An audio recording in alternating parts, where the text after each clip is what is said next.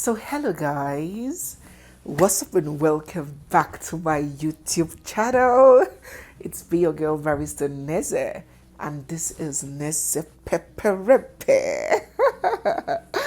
Alright guys, so we're just going to dive right into today's video. So when one wants to relocate, okay, even before the visa and everything is ready, one of the prior thoughts and discussions, deliberations that you should have, or you should have at the back of your mind is, where in this country am I going to settle? What state, what province in this country am I going to settle? And there are several factors that should inform your decision on where to settle in every country. And that's exactly what we're going to be discussing in this video. Those factors that should influence your decision on what states. It's called states in some countries. In places like Canada, it's called provinces. So what state or province would you settle in when you relocate? So we're going to be discussing what factors should influence that decision, as well as I'm going to bring in my own personal experience, why I chose to settle in Alberta, and how it is going, how it is working for me in that decision of mine, not mine, of ours as a family.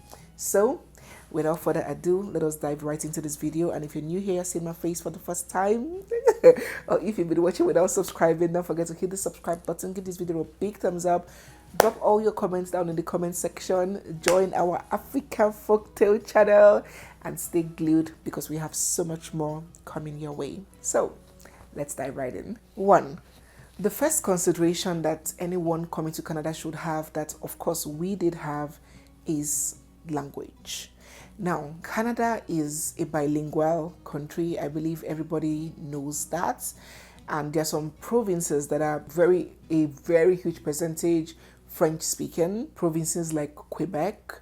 And there are some others that are mostly English speaking, provinces like, of course, Alberta. If English is your first language, even if you know how to speak French, but you are a better English speaker, or vice versa, it's always advisable for you to settle in a province that speaks more of your first language, because it will be easier for you to get about. I think it's just common sense. It makes sense that way.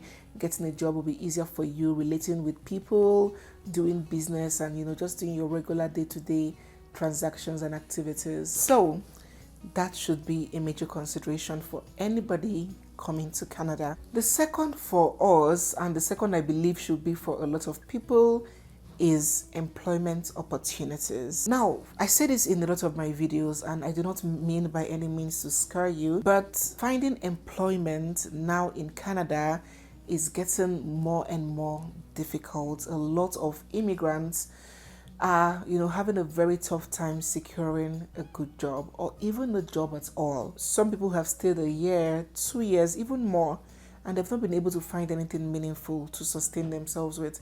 In fact, I have a friend that her husband had to go back to Nigeria. He works in oil and gas in Nigeria, and he's paid very, very well in Nigeria. And he came over here trying to find a job. First, he started with trying to find a good job, and then he started trying to find any kind of job. And it wasn't just happening here. Submitted thousands of CVs on Indeed, LinkedIn, different job sites, and not even a single interview. Not even, okay, come, let me even hear what you can offer. And we'll now say, okay, we didn't take you. Nobody called him. He's just submitting CVs, going from one employment webinar and seminar after the other. Luckily for him, he didn't quit his job back home.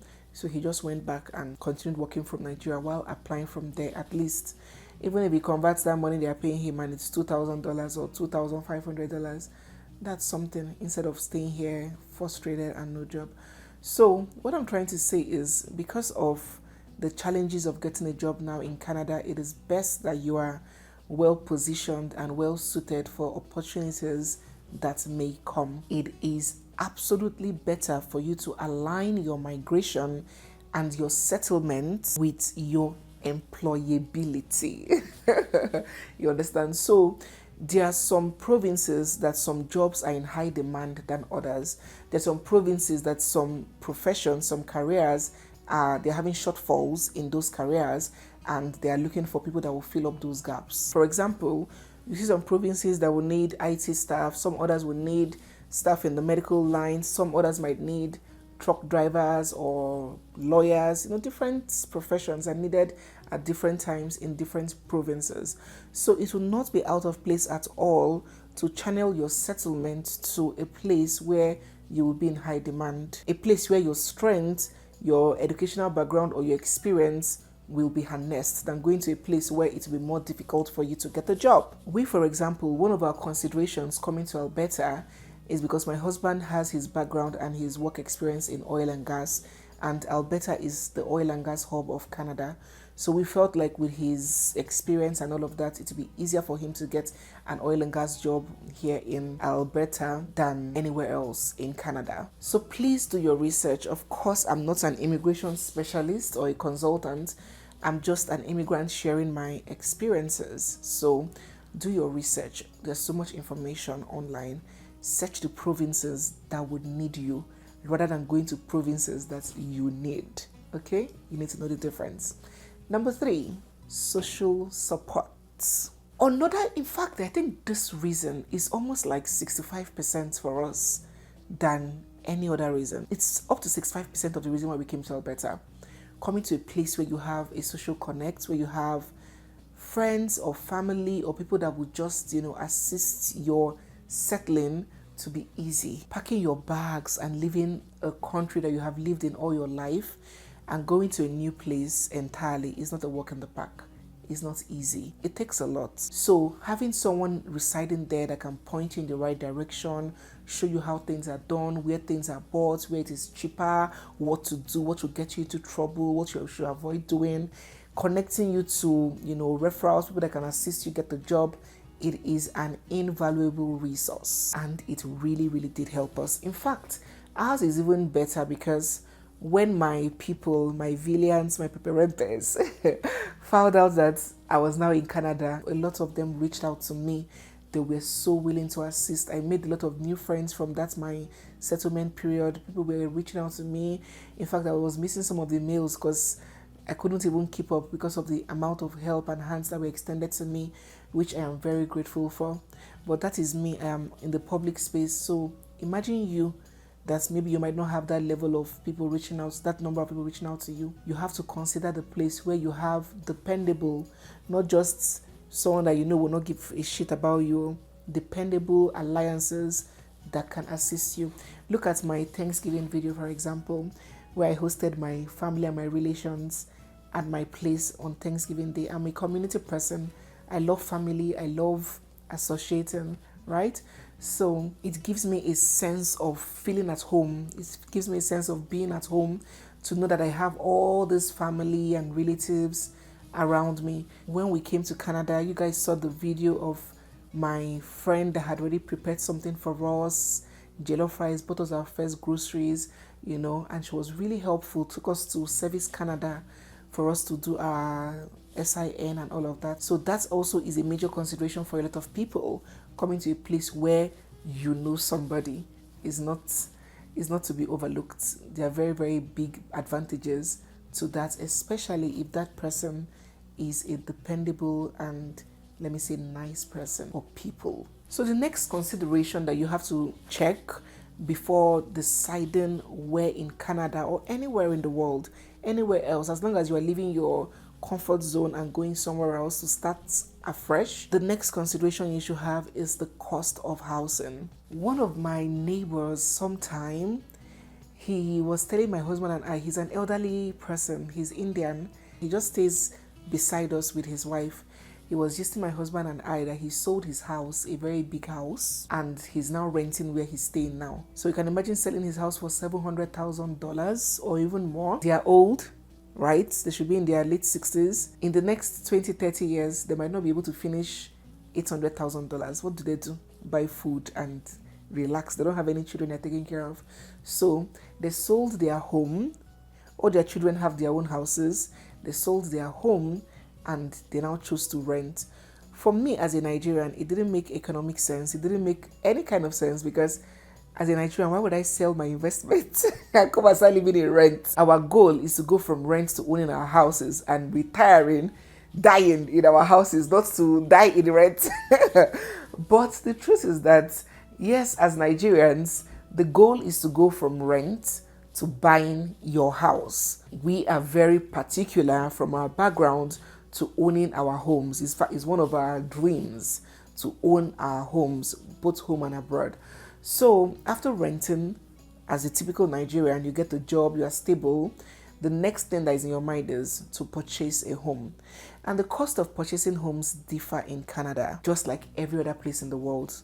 Just like Lagos State and Ogun State, for example, if you're Nigerian, because of a duplex in Ekiti. Or even the same Lagos, the cost of a house in maybe VGC will be different from Ebutemeta. So the cost of homes should be paramount in your mind as an immigrant, especially as an African, because you want to buy a house in the shortest possible time. And not only buying, you now want to even buy more and start renting and become a landlord and have other people pay your mortgage while you build up equity and build up investments for your generations of bond. For some provinces, it's a lot feasible and possible to become a landlord or a homeowner faster than it is in other provinces because of the variation in their real estate. For example, a 4-bedroom in New Brunswick or Nova Scotia can range between $350,000 to maybe $550,000, depending on the kind of house. But getting a 4-bed in a place like Vancouver, Toronto, is very competitive. You might spend over $1 million buying just one house. So just imagine if you are a low or income earner earning $2,000, how many years are you going to save to get a down payment? Or if you're a single family income where one person is working only, or maybe you're a single person, you don't even have a spouse, that you guys can contribute family income and get more money. Just imagine you as an individual, or you don't earn much and one home is 1.5 million and you need to pay at least 5% or 10% down payment. How long would it take you to survive on that salary and now be able to save for equity contribution? By the time your DSR is calculated, you see that you cannot qualify for anything. DSR is debt service ratio. So by law, in every country, there's an amount of money that the bank cannot take from your salary. For some loans, is 30%. A bank cannot take 30% from your salary to service debts. So if that 30% of your salary, which is the maximum that can be taken from a bank, is $200, so how many years would they spread it? Is it 2,000 years? So it's obvious that you cannot qualify for any loan, for any mortgage. And just imagine you just by chance qualified. For how many years would you now pay the mortgage as such an income earner? So it now makes it almost impossible for you to be able to purchase a home in some provinces. I know people who have lived in Canada for over a decade and they're still in rent. They cannot buy a home because of the province they reside at. And it's even on the rent too. These provinces that are very expensive to purchase houses are also very expensive to rent houses. So you can imagine in a place like maybe Edmonton, you are renting a 3-bed or even 4-bedroom for 2.5 or 2.3. And in Toronto, before you rent 4-bed, you should be holding up to $4,000 for you to rent maybe 4-bedroom. So you have to weigh your odds. Some people say, oh yes, it evens out because there are more job opportunities in this place, or they are more paid in these places. Well, you have to do your opportunity cost and weigh to know whether will I be getting the kind of money that will sustain me in this kind of province, or should I just go to a province that is not so expensive and manage my life there. Cost of housing is a very important factor that you need to consider. Then the next, I will say, climate considerations.